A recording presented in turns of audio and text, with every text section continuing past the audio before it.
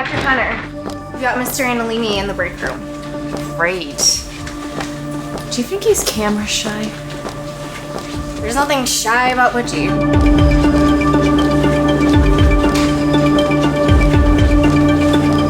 Oh, I'm trying not to mention the Magnum PI reboot. It's a bit of a sore spot.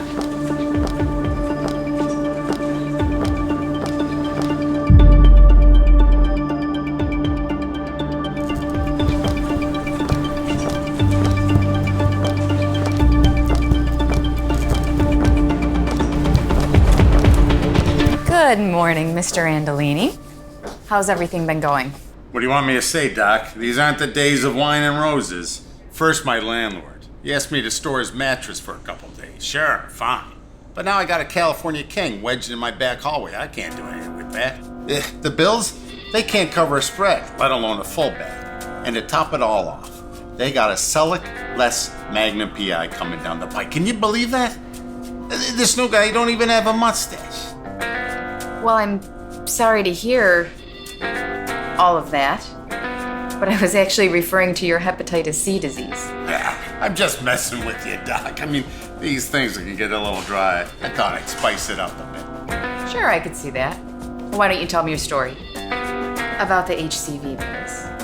Well, anyway, I'm sitting there minding my own business, as I always do, when the phone rings, and it's my primary doctor. I mean, he's a nice guy and all that, but he's got this voice, you know? It's like a hurdy-gurdy or something. It just really gets my goat. Anyway. Butchie, he says, I'm afraid you got hepatitis C and you gotta go see a liver doctor. That must have been frightening. Confusing. Hepatitis? Sure, I've heard the word, but what is it exactly? What does it do? What do I do? Gotta go see a liver doctor, I guess. And what did you learn? I tell you, Doc, I went in there with Buddy Lembeck and I came out something like a Wayne Fiscus. I'm not sure I follow. I'm a dang near expert on hepatitis, is what I'm saying. See, hepatitis, it's caused by the hepatitis virus, which mainly affects the liver by causing its inflammation. But here's the kicker. It takes a long time for the symptoms to appear. I mean, you could be walking around years, decades even, without showing any signs of the disease. Pretty good so far. Yes, it's true it can take years for the HCV virus to destroy the liver. But there are several other factors that can speed up the process. Especially drinking alcohol. I was getting to that, but I won't lie, I've kicked back a few in my time. But here's the surprising thing. The virus affects not only the liver, but it can affect other organs as well, such as the skin or the kidneys. Very impressive indeed, Mr. Andolini. Butchie, please. And just to show you I really know what I'm talking about, there are 6 genetic types of the virus. Type 1, which is the one I got, is the most common one in the United States. Well then, Butchie, I think you'll be a perfect fit for what we're trying to do here. That's great, Doc. That's really something, and I won't let you down. I'll be your Higgins to your Robin Masters. Loyal and trustworthy.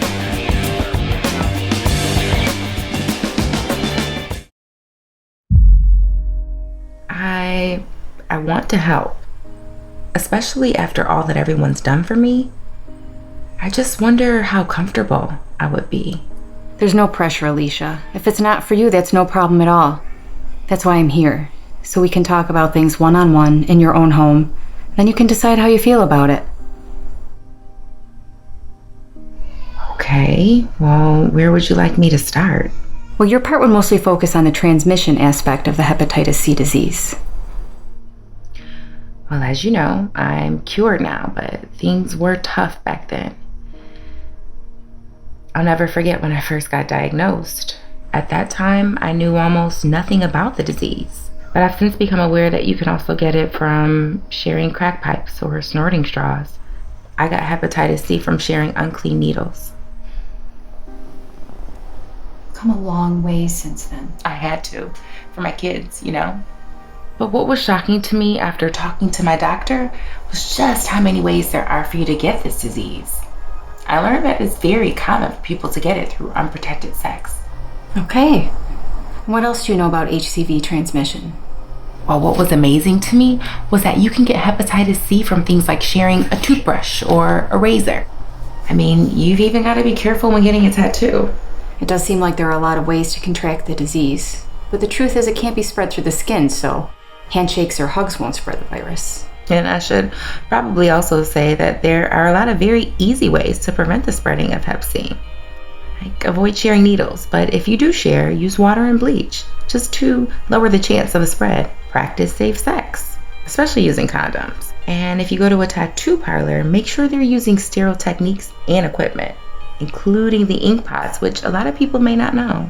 We also want people to know that while there are great new treatments for Hep C, and a cure in most cases, there is no vaccine for hepatitis C like there is for hepatitis A and B. Honestly, that wasn't so bad. Have you gotten anyone else? We've got some promising leads. We're going to talk to a few more people. We've got big plans for this project, Alicia, and we'd really like you to be a part of it. By the way, this coffee is fantastic. I can't quite put my finger on what it is. It's a combination of an Ethiopian Sidamo and an Indian Malabar. Yeah, I've been experimenting with some different blends.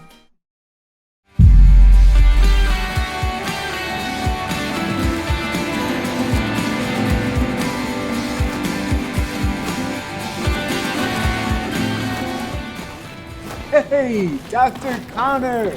Hello, Carlos. It's good to see you again. Especially now that you're cured. Congratulations to you. It's all good. Everything's good. They ready to go? Just about. I was thinking you might want to run over things one more time before we get started. Sure, might as well. Ready? Yeah. I want to start by first thanking everyone who helped me in this process. My doctor walked me through all of the screening and diagnostic tests. One of the most important things is to find out if you really have the virus in your body. Is that good so far? That's very good. So next you'll discuss what tests you underwent. So the chart is gonna pop up here then. Somewhere around there, I think. Okay. Usually the first screening test is for the hepatitis C antibody. An antibody is a substance in the body that fights infections. If the screening test is positive, it is necessary to get the actual hepatitis C virus load in the blood. And then I say, you're absolutely right, Carlos. If you have the antibody, but we cannot measure the amount of virus in your blood, it means there's no infection. This signifies that you've either been treated for hepatitis C before, or that your body cleared the infection without the need for medication, which happens in some people. I think we've got it. You're a natural. Well, I'm well aware, Doctor. But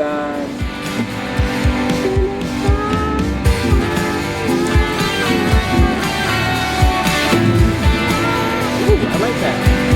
How do you do that?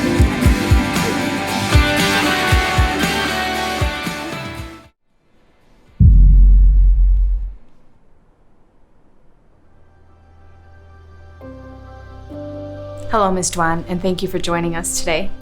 First off, I want to say a big congratulations to you on being cured. And secondly, we'd like to hear about what treatment you underwent and what your experience was like.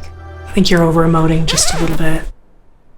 Hi, I am so pleased to be here, Dr. Connor. I'm so happy to have this infection cured. My GI doctor was with me the entire time, and he was nothing but compassionate and knowledgeable. Well, first we ran some tests to see what kind of Hep C virus I actually had, and what kind of medication would be best for me.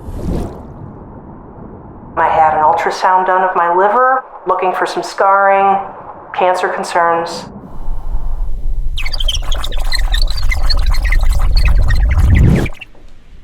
But overall, it was painless, and it was non-invasive. Great. We're all very happy that you've had a positive experience. Now, we also know that you found out you have HIV. How did that affect your treatment?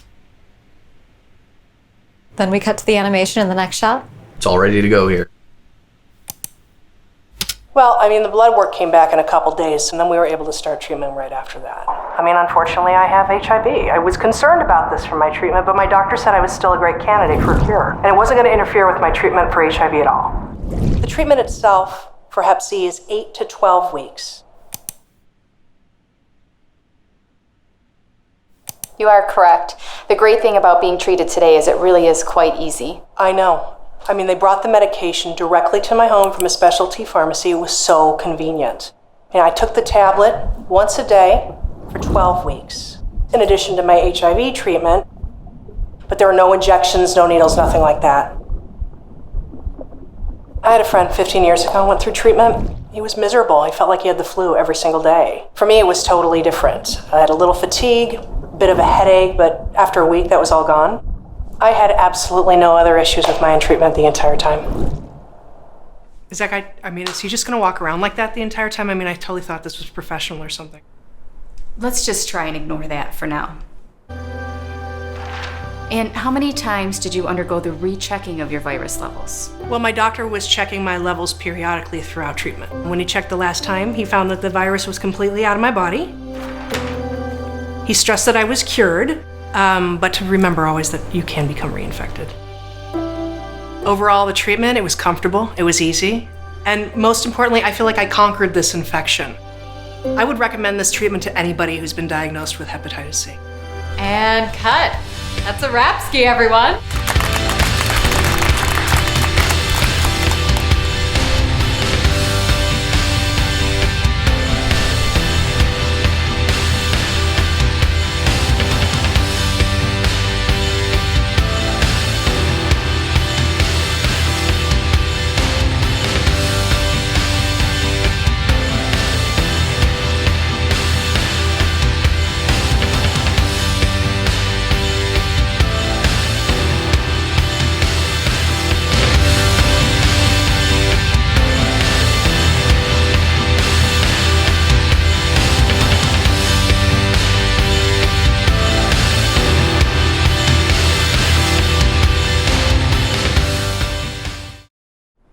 That's the way it was done back then.